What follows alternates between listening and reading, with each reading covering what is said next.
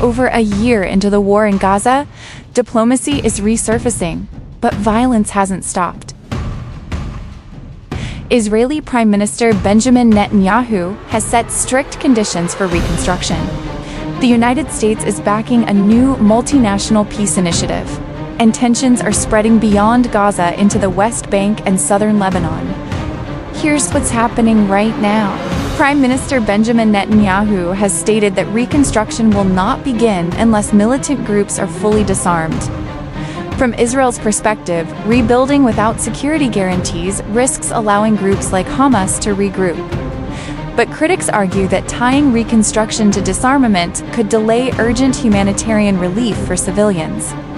This creates a central dilemma: security first or humanitarian relief first?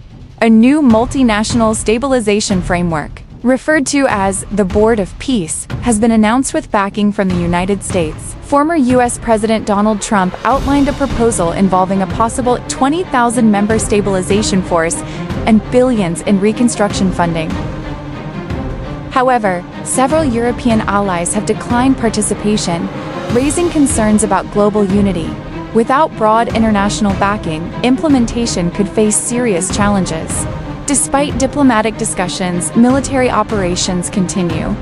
Israeli forces remain active in Gaza and conduct raids in the West Bank. At the same time, Hamas has reportedly strengthened administrative control in parts of Gaza. This creates a contradiction: peace negotiations above, instability on the ground. The conflict is expanding beyond Gaza. Israeli airstrikes in southern Lebanon have intensified tensions, raising fears of a broader regional escalation. If multiple fronts open simultaneously, the scale of the conflict could dramatically increase. Humanitarian conditions inside Gaza remain severe.